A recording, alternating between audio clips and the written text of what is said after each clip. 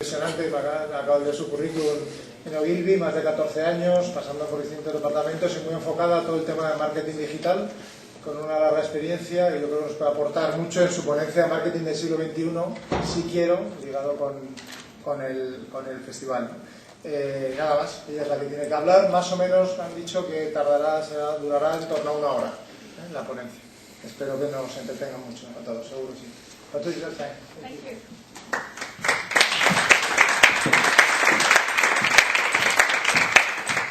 It's tapas hour, clearly, so thank you very much for those who chose me over the tapas, which is very good. And by the way, this wonderful man who's called Javier on the first row has promised me his flowers if I do a good speech. So please clap really loud if you're going to stay until the end, so I'm going to get some flowers. So yes, el marketing del siglo XXI, that's as far as my Spanish is going to go. I'm going to take you quickly through how the media landscape is changing, how the world is changing, and what that actually means for brands. Lots of things in the beginning I'm sure you will have heard about before. It's just good to really understand and really adopt how big and important it actually all is, so what is actually happening there, and then really look at lots of examples in terms of what brands need to do with this. So just to get us started, a quick movie from the BBC, you know, broadcaster, who started an interesting experiment a few months ago. The web is the defining technological revolution of our lifetimes.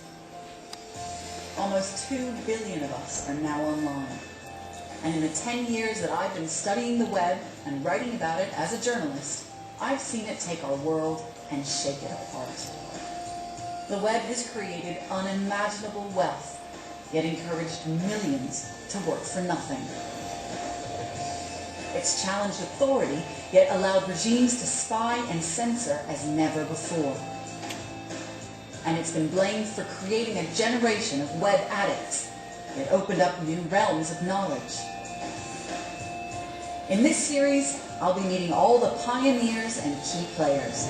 Everybody from Google to Facebook, Twitter to Amazon. The people who've helped bring about this seemingly unstoppable leveling of power, culture, and values that's having such an impact on all of our daily lives. The web is how mankind communicates nowadays. It's like the internet has become a brain. It's the smartest brain in the world. It is an empowering tool that has more potential than any other that human civilization has ever developed. This is astounding technology, and we should just take a moment to celebrate the power and the reach that it gives us. And so this is the story of the web.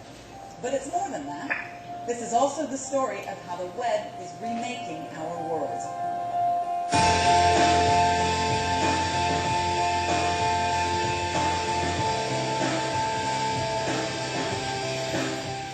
So how the web is remaking our world. The virtual revolution isn't only a thought-provoking documentary in 4 one-hour episodes on the BBC that really explains how the web is actually dramatically changing the world. It's also a really interesting experiment for the BBC as a broadcaster because this is actually an open source TV show. What that means is that the entire program was actually available on the web before it got broadcasted.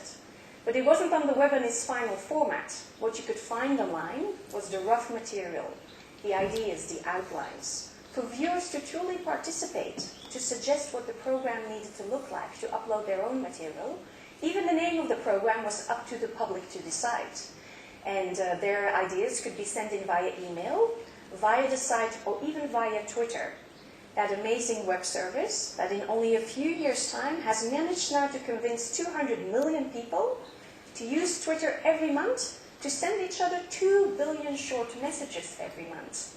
I mean, there's only 7 billion people in the world. So Twitter, a virtual revolution, just like this BBC open source television show. A real collaboration between a broadcaster and its audience. 10 years ago, it would have been completely unimaginable to see the media giants of this world abandon the dominance of the TV screen, that cash cow convenience of one-way broadcasting. and instead become these multi-platform, on-demand content creators and even co-creators that actually listen. But they have no choice. They have to adapt to the dramatic makeover of the media and content industry, a makeover which is instigated by the tremendous media and hence audience fragmentation that is happening in the world. Audience fragmentation, a truly very important phenomenon because it's changing the business model of the media industry and hence of the advertising industry. As media companies no longer have so much the power to attract large and prime-time audiences, we as advertisers have been always so willing to pay for. To give you a few examples of that. In 1994, the BBC still counted 182 television shows with more than 10 million viewers. I started my career in those days. Now you can see how old I am. 1994, 182 television shows, 10 million viewers, 16 million people in the UK. Since 2003, none of those shows are left. Not one single program can reach an audience of 10 million people. And actually today, a program is considered a hit on the BBC with only 3 or 4 million viewers.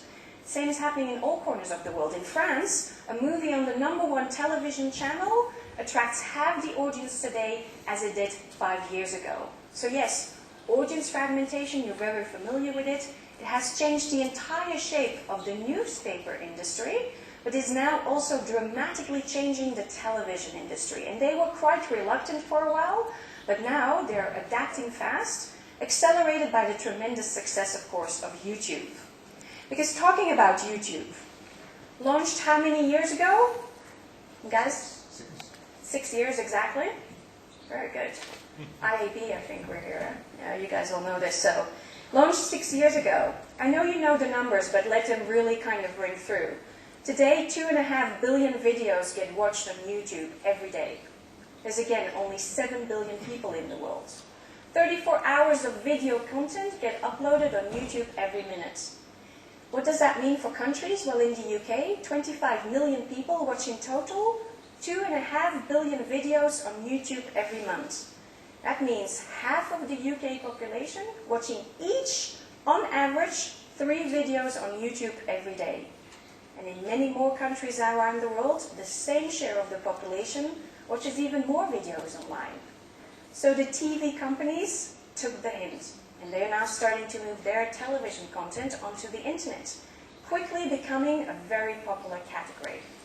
For example, the BBC iPlayer is a website launched 3 years ago that allows the Brits to watch television shows that they've missed on the TV screen for free on the internet for 7 days.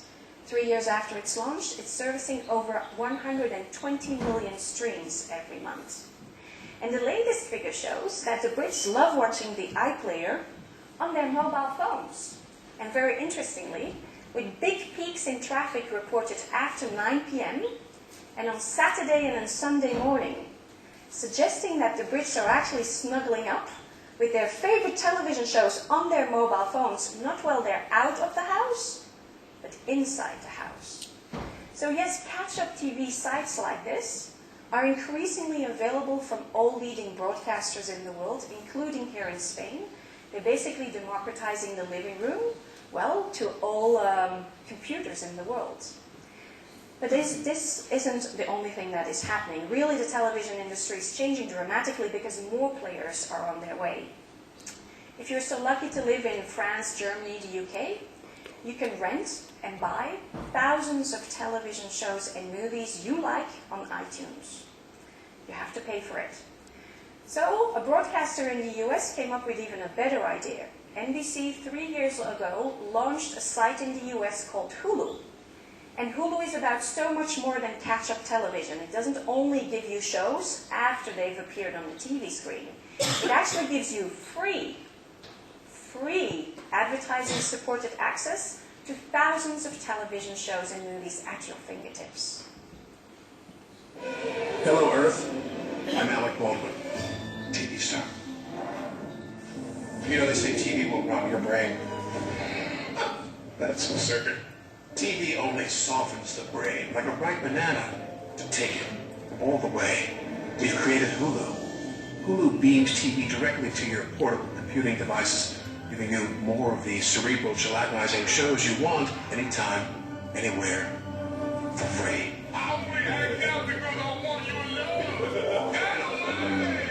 Mushy mush.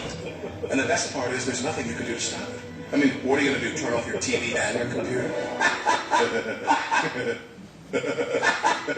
Once your brain's reduced to a cottage cheese-like mush, we'll scoop them out with a melon bowler and gobble them right on up.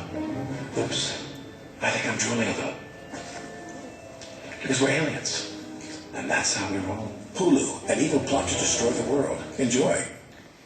So just imagine that.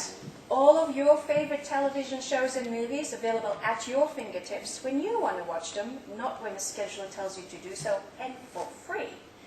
This, of course, made Hulu the second most popular video site just behind YouTube in a few months after its launch.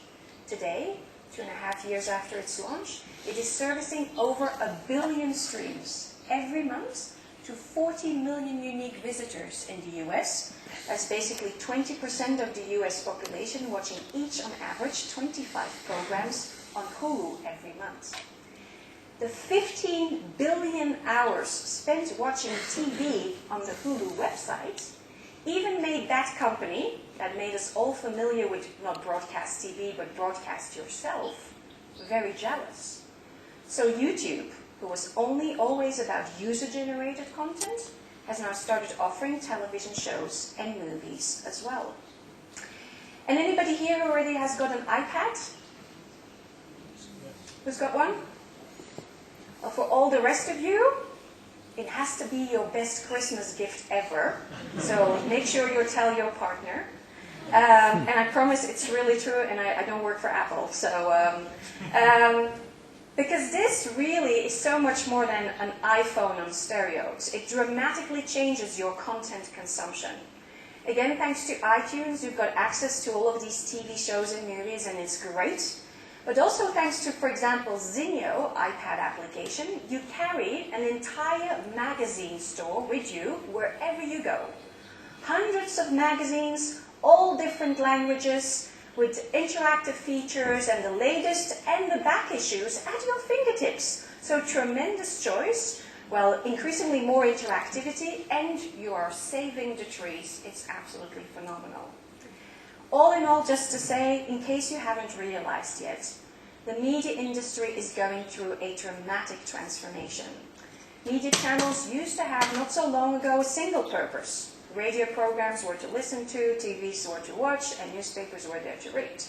Today, all of that content increasingly available in one single place. It's called the internet, which we can access from any screen, when and how we want it.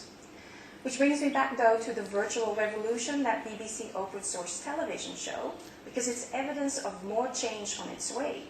Driven by the fact that the internet is more than just an additional channel. The engine of the internet is interactivity. So one-way broadcasting simply seems too restrictive in a world in which increasingly everybody wants to comment, feedback, and interact. Yes, welcome to the virtual society.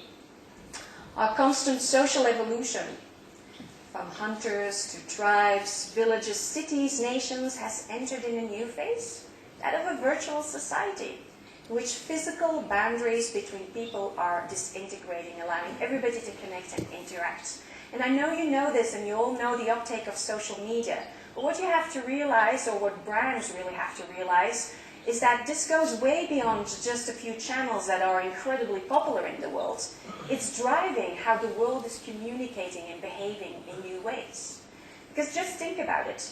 From a street conversation to telephone calls, mobile phones, and soon video calls, and from letters, emails, instant messenger, social networks, clearly the trend is about increasingly more connectivity, richer interactivity instantaneously.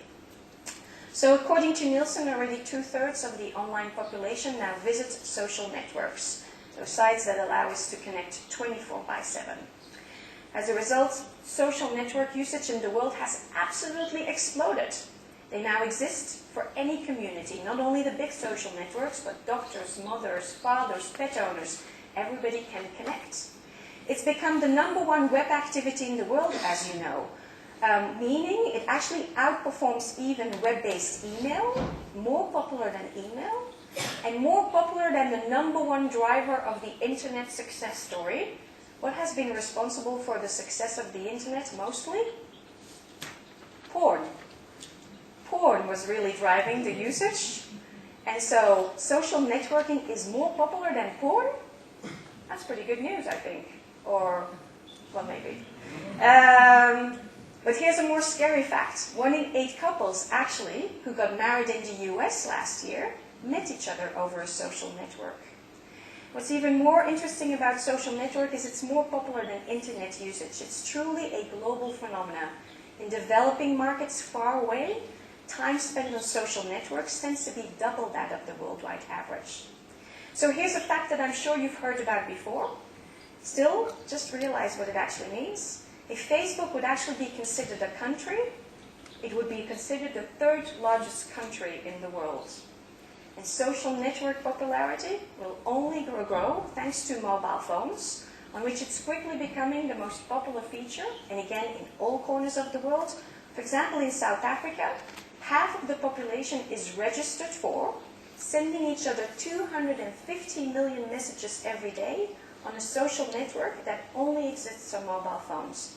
They don't have computer penetration as much as they have mobile penetration.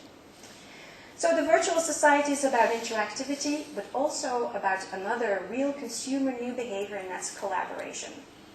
For example, the open source practice that gives IT developers access to source code to develop applications together, that is today defining our entire digital environment. The 300,000 applications that make the iPhone such a success, and again, by success, think 10 to 20 million apps downloaded from the iPhone platform every day. Well, those 300,000 applications haven't been developed by one single company, as they would have been if the iPhone would have been launched 10 years ago. Apple would have developed the applications.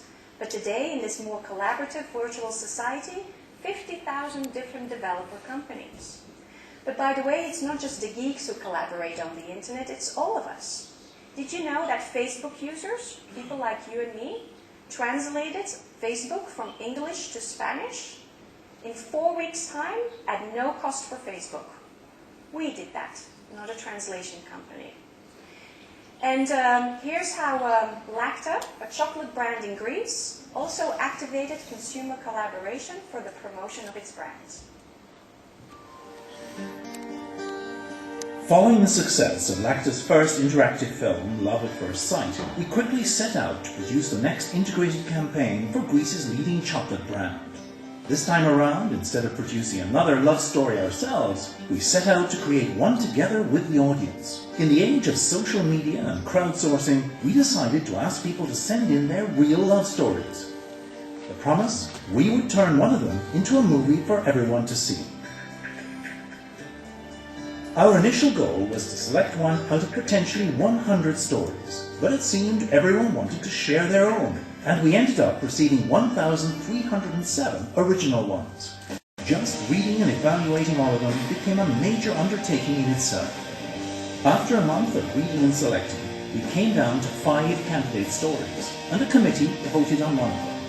We then turned to one of Greece's most talented screenwriters and asked him to turn the selected story into a screenplay. And when pre-production began, we turned again to the consumers for input.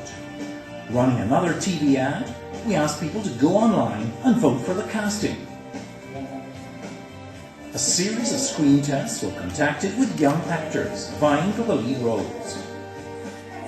The process became so popular there were even spoofs made by users and uploaded on YouTube.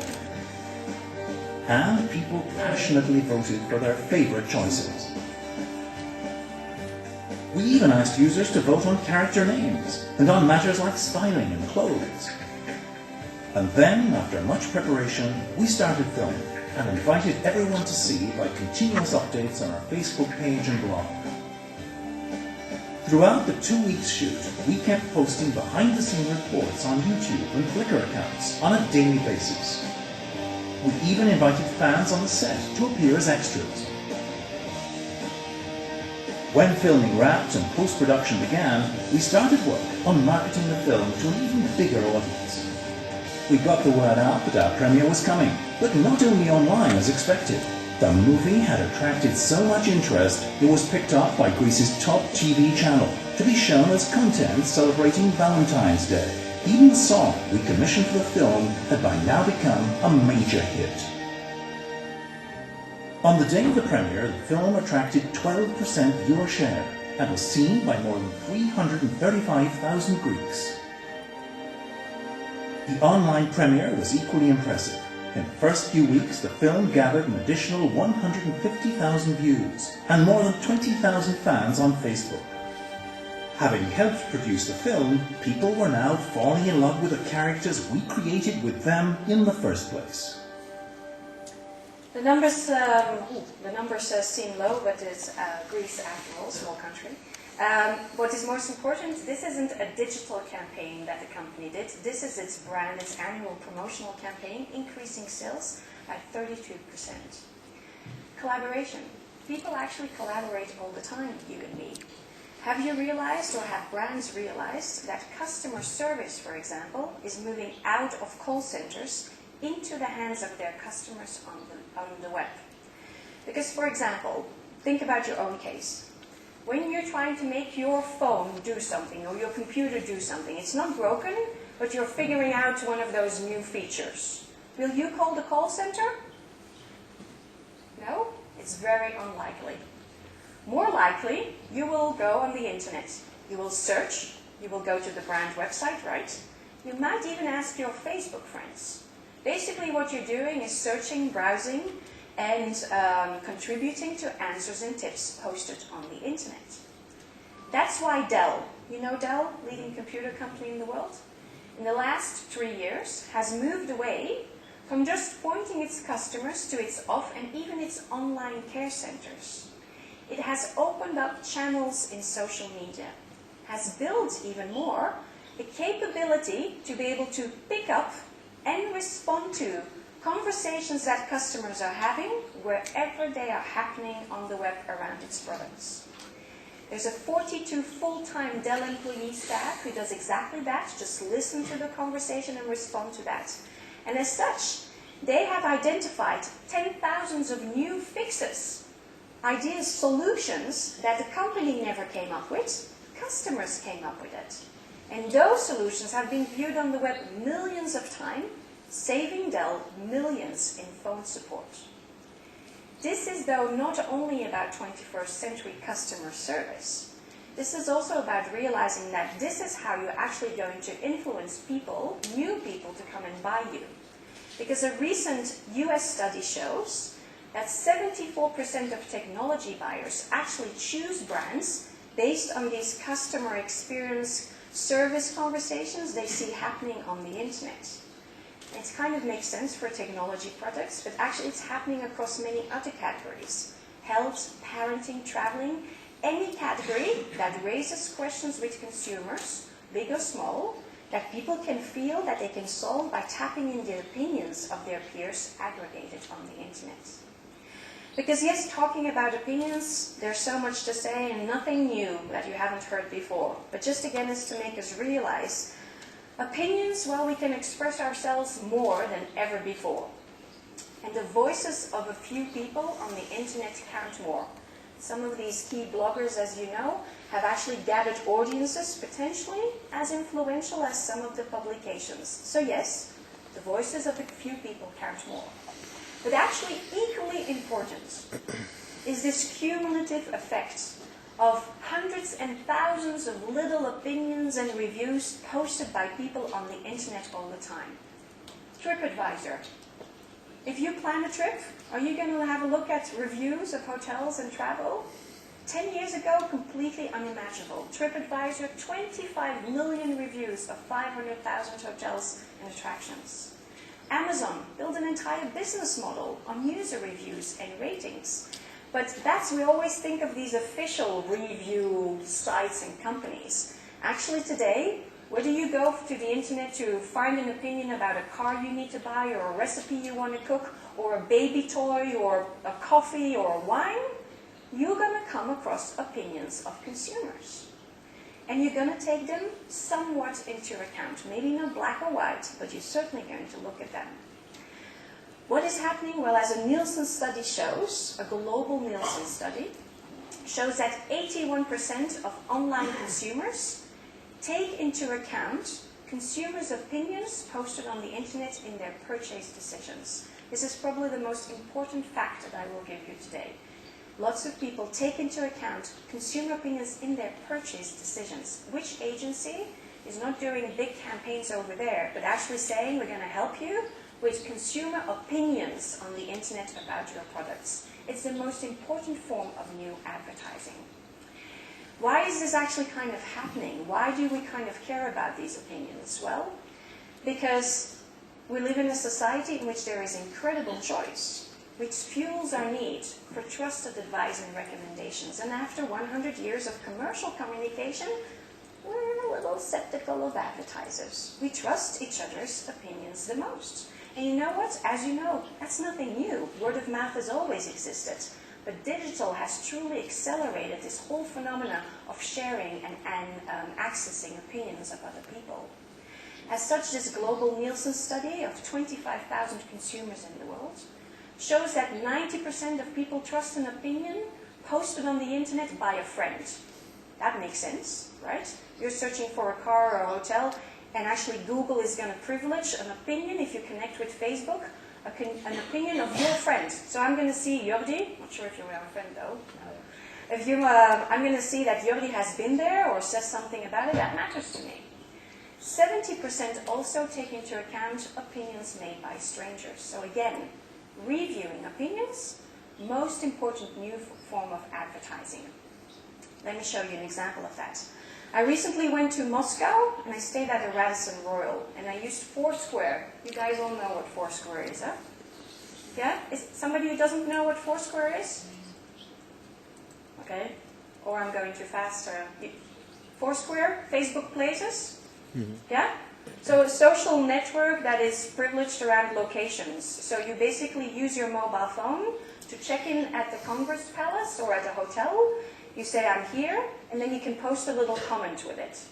And that comment, you can share that with your friend on Facebook, on Twitter, wherever you want to share it with. So I used Foursquare to say, people, I'm at the Radisson Royal, and I posted this little comment, and I said, I tell you, sometimes I have a pretty damn good job. This hotel is amazing. I'm going to steal the toilet paper. Which I did, by the way. To my surprise, the next day, the hotel replied. This has happened twice to me. Twice to me in the world. I travel all the time. It only happens in Eastern Europe. I don't know why. Good morning, Patou, the hotel said via Twitter. Thank you for your kind words. When you get home, please take a moment to review us on TripAdvisor. How smart was that? Smart, right? Because encouraged by the fact they were listening, I decided to give them a little bit more feedback. Feedback that I never would complete on one of those feedback forms in a hotel room. You've never used them either. Me neither. So, but they were listening. So I figured, hey, quick reply. And I said, hey, Radisson Royal via Twitter. Nice to see you pick up on comments. P.S. All these things are great. Internet, breakfast, blah, blah, blah. Room service, average. And again, they replied back and said, give us a little bit more details. A great example that shows that brands can truly embrace customer reviews to their benefit. To listen, to learn, to get a positive review, to comment on a bad review and react to it, or to basically build their reputation in the public forum of the web. It also shows that mobile will be truly accelerating this whole sharing and reviewing kind of phenomena. ShopSavvy is one of the many applications you will see appear in the world. This one allows you with your mobile phone to just take a picture of a barcode while you're shopping. I'm shopping, I see a wonderful book or whatever what. Take a picture of the barcode and it will immediately give me access to user reviews and ratings of that book. Interesting, so I can decide good book, not a good book, good laundry product, not a good laundry product, and so on. It's even extremely useful in the UK because there it also helps you to decide where to buy it. Because it compares the price of the store you're at the price of that product at nearby stores, again using the location features of your mobile phone, and at online stores. If you're thinking this woman is full of crap, that doesn't exist. You understand crap? Since bullshit is the other word of that. That doesn't exist. Well, Amazon has the exact same application, and you can see how it makes sense for them. Amazon, I'm in a bookstore, take a picture of a barcode. Amazon tells me, great book, not so great book, 5 stars, 4 stars. But then Amazon will of course tell you, hey, I can get that book to you by the next day for this price. Click. User reviews used to get you into Amazon. Very smart. So yes, for all of these reviews, people will be increasingly using their mobile phones, because mobile is about the now. And that's definitely also what is happening in the virtual society, immediacy. After all, finding information, for example, today is instantaneous. The average Google search takes less than a second. Even increasingly, time between transaction and ownership is disappearing. That's why eBay, not only the leading auction, but also one of the leading retailers in the world today, decided actually not so long ago, 2 years ago, to go mobile. Today, by just making that decision, and they're a digital company and only did it 2 years ago. 2 years ago, they realized they should have done this way sooner. Because today, they attract 750,000 daily users to their mobile services. In 2009, last year, they created $500 million worth of transactions over their mobile website and iPhone application. And no credit card details are needed, because thanks to PayPal, which is, as you know, a service that allows you to set up a secure payment account linked to your bank account or credit card, well, transactions over eBay Mobile just take a click. So now, one item is purchased on eBay Mobile every 2 seconds. People from more than 165 countries have used eBay Mobile. In less than 18 months' time, eBay has managed to build up its mobile revenues to a 6% share of total revenues. And in the last Christmas period, 1.5 million purchases took place, including one of an amazing 1966 Chevrolet Corvette bought on eBay Mobile for $75,000. So it's not just the low prices, it's even the big ticket items that will be increasingly bought over eBay Mobile. So yes, this is not just about hence people, just doing e-commerce. It's about really playing into people's need for more immediacy, and that's really important.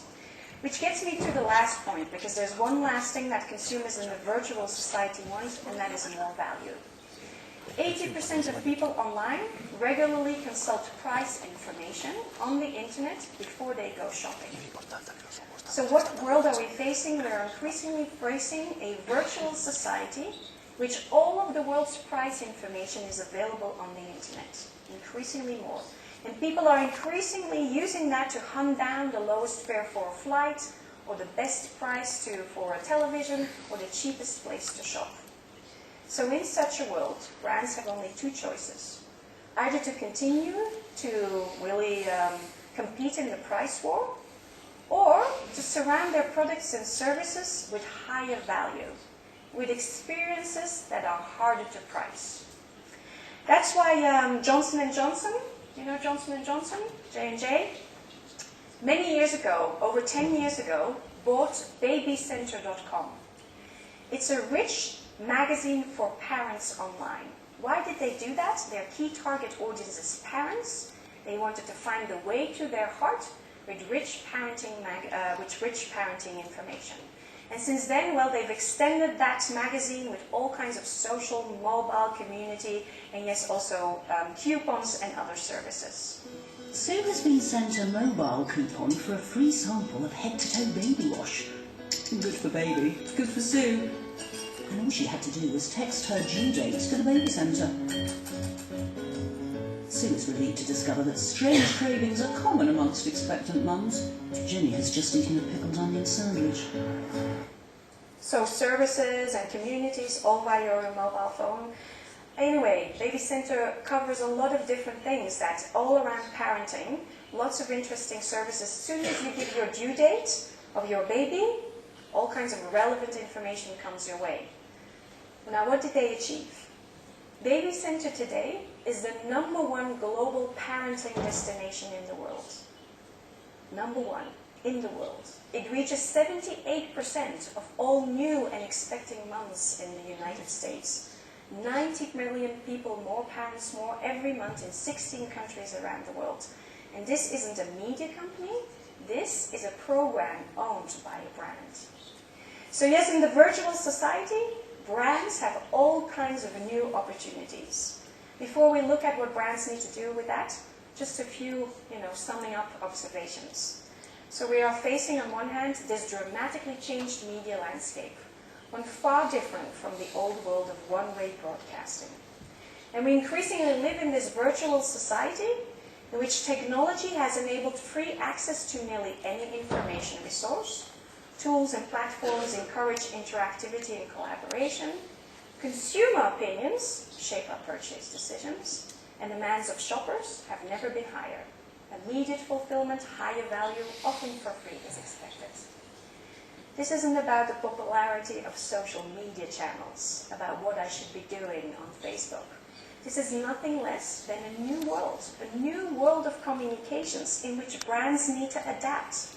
They need to adapt to the new opportunities offered by media switching from analog to digital, to this reality that consumers are increasingly raising their advertising shields to protect themselves against all of those ad messages they are bombarded with, and especially need to adapt to these new interaction possibilities between consumers and brands. At least that's also what Forrester believes. Forrester, in one of its reports, says the marketing funnel is a broken metaphor that overlooks the complexity digital and social media introduce in the buying process. As consumers' trust in traditional media diminishes, marketers need a new approach. So that is what I will explain you now, my view on what marketers need to do.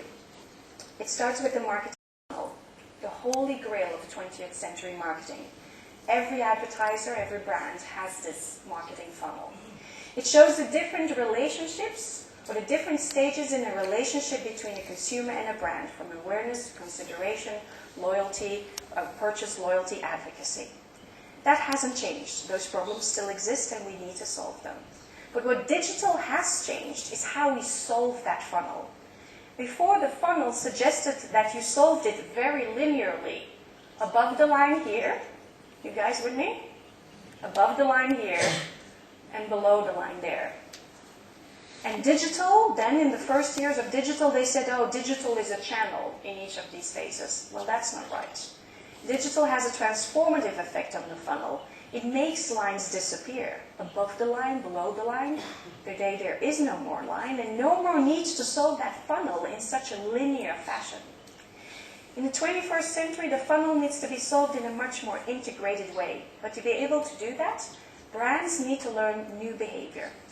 It's not just about saying I'm doing the same things as I did in the past, and I'm doing it in digital media. So take a little money from my traditional media budget and put that in digital media budget. It's truly kindly a little bit more complicated than that. It's about learning new skills. Skills that go beyond the skills that we have so far. We know how to broadcast messages, and we know how to flog promotions. But we need to learn new skills, of which the most important one is, I'm sure you've heard about it before, is engaging instead of just interrupting people. But let me take that to another level. Nike, in the last 5 years, has dramatically changed the structure of its advertising budget. Formerly leading media spend in many countries around the world, with media being responsible for 60 to 80% of its total advertising budget, today media is less than 1/3 of its total advertising budget. And behind this shift is a dramatic change in Nike's view on the role of advertising, as they say in this article. They say no longer are ads primarily meant to grab a person's attention while they're trying to do something else, like reading an article. Much of our future advertising spend will take the form of services for consumers, like workout advice, online communities, and local sports competitions. You see the big difference? Instead of actually surrounding content, creating content ourselves. The best illustration of that is a case every digital marketer knows about, the Nike Plus case. I really like to remind people of it because it has truly been transformative of our industry. It showed the potential of what we could do. What was the problem? Just to remind you, not just saying, oh, I'm going to post something on Facebook. They said, people are more socializing. What can I do with that? So they embedded a feature in the solution that allowed people to compare their progress to that of their friends, making it all so much more fun and social. Advertising Age rewarded Nike Plus in the beginning of the year with the digital campaign, not of the year, but of the decade. Why? Because it's more than a campaign. It's more than a website. It's a 21st century marketing program that has taken the form of a useful service. A useful service that has the power to make consumers spend time with your brands regularly, and moreover, because of that social feature, bring their friends along to do exactly the same. And as a result, sales globally of Nike shoes increased by 21%. It's a great example that shows that instead of just shouting ad messages to people, that useful content, useful services have the power to make people really spend time with your brand, allowing brands not to push but to pull, not to interrupt but to engage.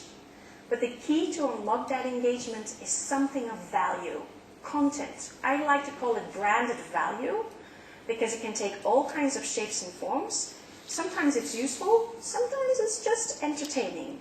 As I'll show you an example of a mobile operator in Sweden called Tele2, who was trying to sell, that mobile internet dongle you put in your computer to try to get a signal and be connected to the internet. Very hard product to sell. Here's how they succeeded. In the fall of 2009, we were asked to market mobile broadband to the business segment. But there was a problem. The market perceived the product to be unreliable and lacking quality. So we created Mobile Internet Live, the ultimate challenge. A live event that would prove the reliability of the product. During one work week, all of Tele2's top executives, including the CEO, took turns sitting on a ledge over a Dunkin' pool.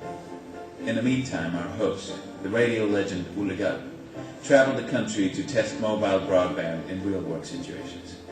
He followed 5 people in different cities with widely different job titles. Every second from 9 to 5 was filmed and broadcast from a laptop geared with a mobile broadband modem. The exact one you can buy from Tele2. Live stream video was a great way to demonstrate just how powerful mobile broadband is. It also made any disruptions in the connection easy to spot. And if the connection went down, so did the guy on the ledge.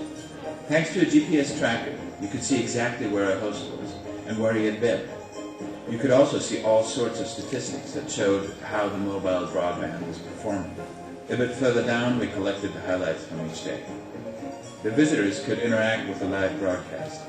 You could send text messages directly to our host and write to your friends using Facebook Live. You could also contact the participants and ask for their services. And through a quiz, we gave away mobile broadband for free, every hour. During the week, some viewers wrote to our host, saying they didn't believe it was all broadcast live. So to prove it, he would, for example, interact with the person on the ledge. When the week was over, we had broadcast live for a total of 40 hours. The only interruption came when our host drove inside an underground parking garage. And then, of course, the inevitable happened. Thanks for watching. Nice, huh? Yeah? As advertisers, you see, we've always known that content is the way to the consumer's heart. Hence, we've been surrounding it with advertising since decades. But yes, in this digital age, we can create audiences through content ourselves. That content can take all kinds of shapes and forms, useful services, entertaining experiences. What that content really does is make people spend time with your brands so you can build their consideration and preference, and even potentially triggering purchase by integrating purchase triggers such as coupons or just simply undeniable relevant product information, as we've just seen in the case of Tele2. And this brand value, by the way, doesn't always need to sit on a website. IBM is one of those many companies that talks about innovation. And instead of doing another advertising campaign that said IBM is so innovative, we figured there was a better way to actually allow people experience what innovation was all about. So we developed a useful service around its Wimbledon sponsorship. It was a mobile application that allowed you, by just pointing your mobile phone to anything at Wimbledon, you didn't have to click a button or anything like that. You pointed it, for example, to the toilets or the taxi stands to immediately get a piece of useful information. For example, how many people were standing in line. Pointing it to a tennis court for which you didn't have tickets for would give you live results as well as Twitter comments about what the match was on about. And this year in the second season, pointing it to that tennis court and that wall and you couldn't see behind it, it actually showed you live streaming from what was happening behind the wall. So the goal of this application wasn't really to get people to really all download this. It was to get the word out on IBM's innovative kind of approach. We developed videos that we spread to PR people and to influencers and on the internet. So as a result, so many consumer posts and blog articles and media coverage, actually free media value without paying for media for £2 million. Sales followed, return on the investment of the campaign 156 times its cost. So as you see, branded value can take all kinds of shapes and forms, always needs to be an expression of the role your brand plays in consumers' lives. Here's another example. T-Mobile, an operator in the UK, figured that instead of just saying to people, life is for sharing, which is its new brand promise, that they would figure a way out to break through the clutter and allow people to experience what life for sharing is all about. In a year of recession, T-Mobile launched their new campaign, Life for Sharing. They created joyous and memorable events people felt compelled to share using their mobile phones and put a smile back on the British public's face. The campaign kick-started in January at Liverpool Street Station. In the middle of rush hour, one commuter started dancing, and more people joined in until there were 350 commuters performing a perfectly choreographed routine. The general public joined in the dance and used their mobile phones to share it through calls, texts, photographs and videos.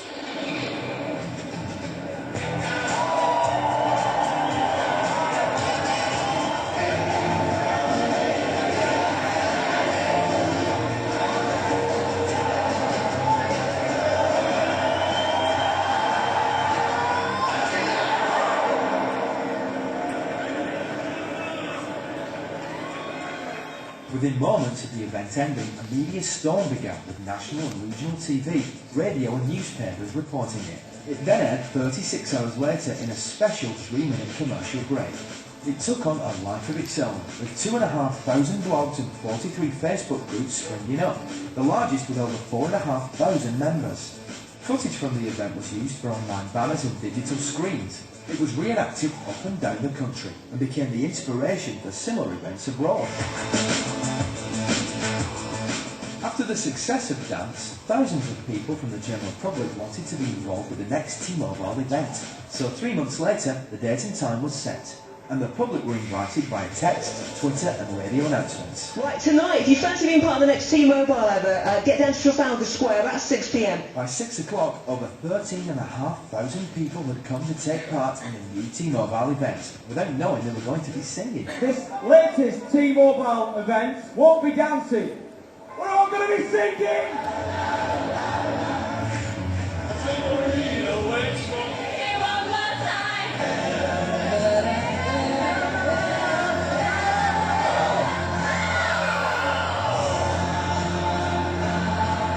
National and international news shared the moment around Europe. Now, thousands of people packed into Trafalgar Square this evening for a mass sing-song. From this one amazing hour, a wealth of content was used to produce 8 different brand commercials and 14 different handset and tariff-specific commercials to run across 6 different markets. Photographers captured the event to create stunning brand photography, product-focused ads and in-store images. The sing-along also hit the streets on digital bus signs. Is this the way to Amarillo? Footage was played at festivals, concerts, and even at the Capital FM Summertime Ball that saw 50,000 people singing along.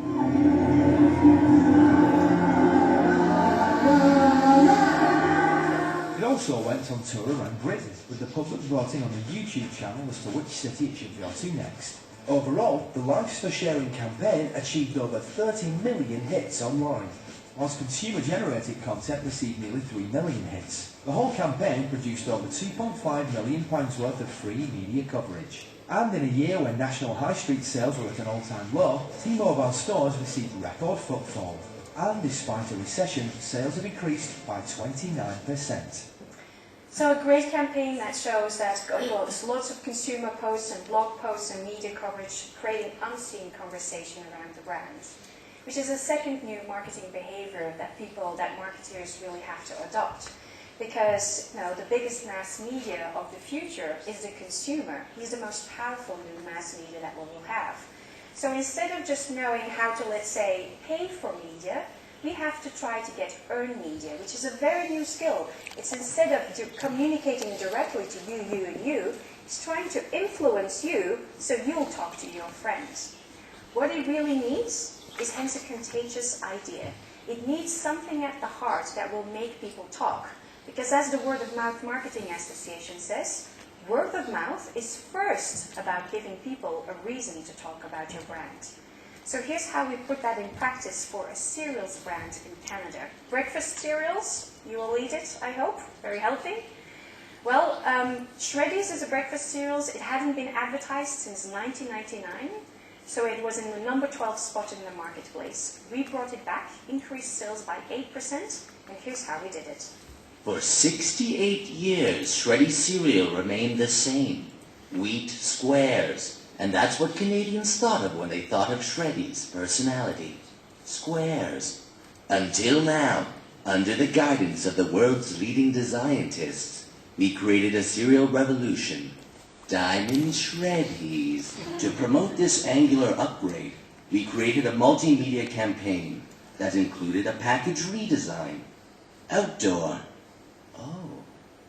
Television.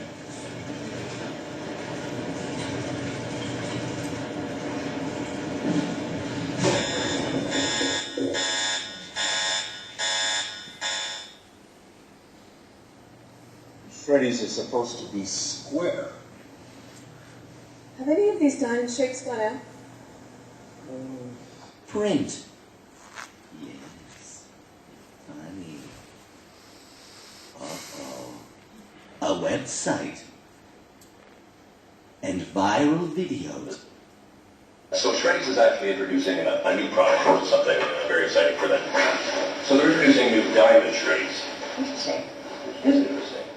So I just want you to look at that, and that's the new box there. So I just want to get your first impression when you see that, and you see the diamond Shreddy box there. What is that? Were they square? I'm a little bit confused. They look like squares. It's all in the appearance, but it's kind of like thinking about a 6 or a 9, like a 6. If you flip it over, it looks like a 9, but a 6 is very different from a 9. And then a W. And then a W, exactly. That's when you don't see it. Like when I sat there, you just look like you turn on its end, but when you see it like that, it's more interesting looking. Just try both of them. Take the square one there first.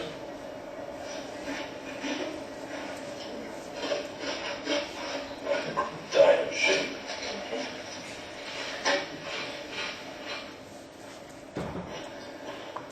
Which one did you prefer, first of all? First one. The first one? Yeah, more flavor. Okay. That's interesting. The first one was the diamond. The diamond one felt more crunchy. Sort of a popping, sort of 3D effect. I don't know, there's more punch into it. If I asked you to describe them in 4 words only, Goodness in a box. if you had to reduce that to just 3 words, Diamond Shreddy, good. It's better Shreddies. what 1 word would you use to sum up the Diamond Shreddy experience? Breakfast. If I asked you to describe the Diamond Shreddies without using words. Ha ha ha. Ha ha. That was good. That was no words. That was wonderful. That really carried it across. That was great. So you're building a brand or brand awareness, you need a contagious idea, combine paid media with earned media, create content, see that on the internet, and your consumers will do the talking for you. Paid media, by the way, still have a very important role to play. But yes, I believe that the future even of paid media advertising will look very different. It will all be more about targeting. So using data sets in your organization, not separately, but to use them to optimize your media placements, that will ultimately drive the effectiveness and efficiency of your communication. So data is truly the 21st century marketeer's secret weapon. Because data don't only allow us to be more relevant to our consumers. In a digital media age, our contact isn't one way, it can be two-way. So hence, what does that actually give you as a possibility to actually turn that contact into an individual dialogue and potentially an ongoing conversation? And why is that so important? Well, in the virtual society in which consumers have everything at their fingertips, becoming friends with your consumers early on seems like a smart thing to do, because friends always get picked over strangers, and friends bring other friends along. As we've seen in the case of Nike Plus or Baby Center, 21st century relationship marketing programs, CRM programs, that don't even need direct mail, nor does our newly launched Hey Community for IKEA in Germany need. From January the 31st onwards, IKEA has made the web a space to live in thanks to the Hey Community. Members of the IKEA family can furnish and decorate 240 square feet of the web with IKEA furniture just the way they want.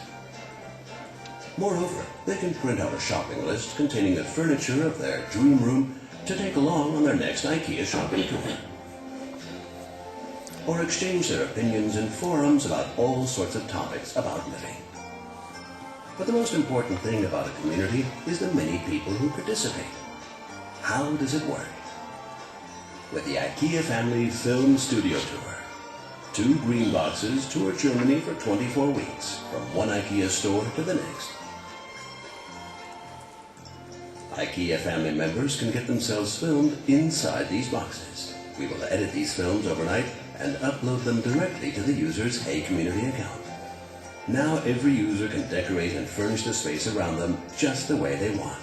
Thanks to the export function, users can take their decorated space with them to Facebook, MySpace, iGoogle, or NetVibes, and live wherever they want.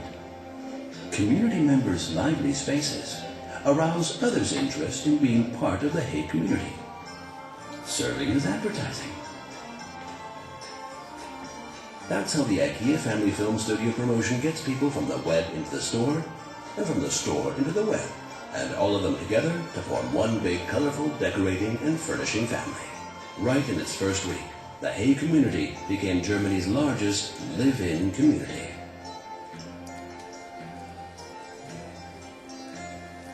So this is just an example that shows that relationship marketing is also increasingly important today. Because what you can actually do is CRM before was something that we did with customers only, right? Because if we had to talk to consumers, well, there was too many people to talk to, it was too expensive. But these examples, Nike Plus, Baby Center, IKEA, they show you can build relationships with consumers earlier on to basically bond and convert more. Convert more, which gets me to the 4th marketing behavior, and we're nearly there. Also a very important one. You see, before digital, we could only know that consumers were getting ready to buy our category or our brand, largely when they came into store, which led to the important discipline of retail marketing, trying to influence that consumer, as we know that he's he's browsing the supermarket, so we're trying to impact his decision at that point in time. What you might not have realized is that in today's world, we don't need to wait until people get to the store to know that they are in market for our solutions. How do we know that they're in market? Because they search. Search can be seen as 21st century relationship marketing, retail marketing, because it's all about people expressing, travel, hotel, whatever, that they're getting ready to buy. That's why Procter & Gamble, P&G, coined the phrase winning on the digital shelf. They wanted to demonstrate to their sales organization that it wasn't just the stores which were important, but that you had to look at the internet as potentially a big shelf space where you could capture people as soon as they were getting ready to buy. How do you impact that? How do you achieve that? Well, it's largely about search. And every digital marketer invests in search. It's not just something that a few geeks in the organization needs to care about. This is 21st century retail marketing. But unfortunately, search won't be enough, because as we've talked about a lot, people are increasingly turning to opinions of each other, to YouTube, to Facebook, to make their purchase decisions. YouTube and Facebook are becoming search engines themselves. We're not going through Google always anymore. And these are sites that as consumers or as brands, we haven't got a lot of control over. So how can you impact the product conversation there? What can you do? Well, here's two examples. Just a few weeks ago, a clothing retailer in the UK called Uniqlo invited consumers to pick one item amongst 10 promotional items and just tweet around it. And what they said is the more tweets a product receives, the more the price will go down. And as you can see, all the prices were reduced by 60 to 80%. This promotion, 21st century promotion, goes way beyond just the number of people who are tweeting. Because what is really happening? Tweeting, my friends will see the tweet, the buzz is there, more people aware of the promotion.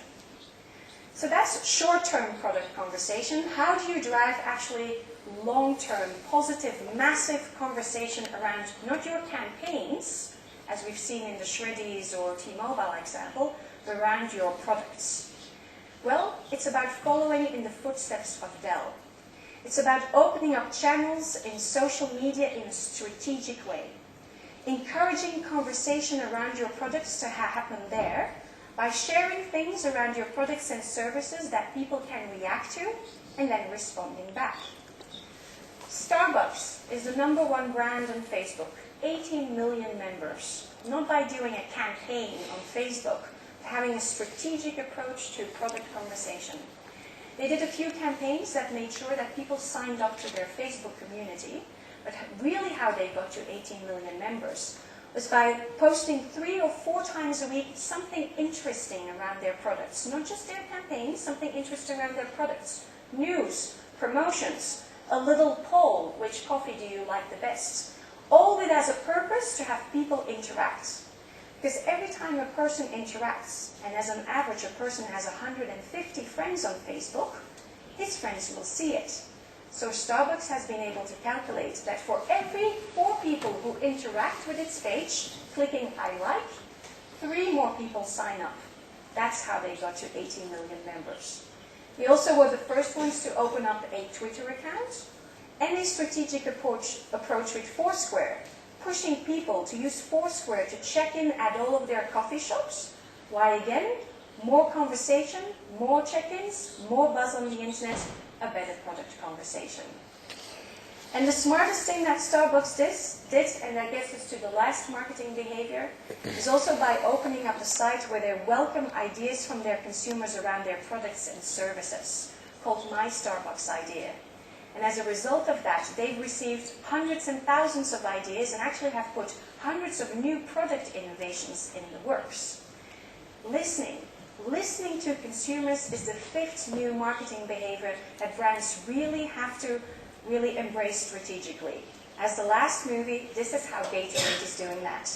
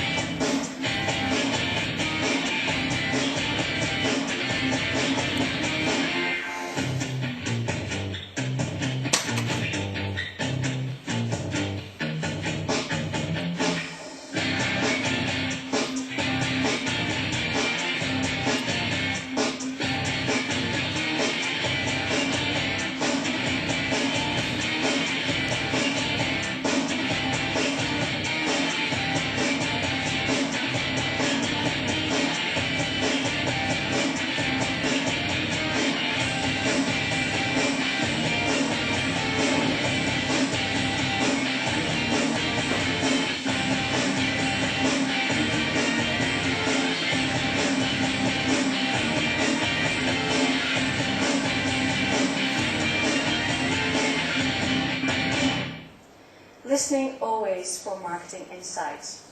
So, to conclude, 5 new marketing behaviors to solve the marketing funnel in a new and integrated way. Engage with branded value. Create conversations massively through paid and earned media. Build relationships earlier to bond and convert more. Win on that digital shelf. And listen always for marketing insights. That's why at Ogilvy we say, hey, tough times, but they're certainly fun. Welcome to the virtual society. Thank you very much.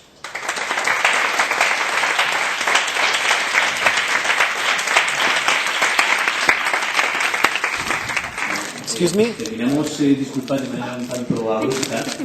No voy a dar opción a turno de preguntas porque es que se nos pisa otra conferencia, que es la conferencia de clausura de Ángel Expósito, director de ABC, que empieza ahora mismo en la sala principal. Gracias. Gracias, Patou. I got the flowers.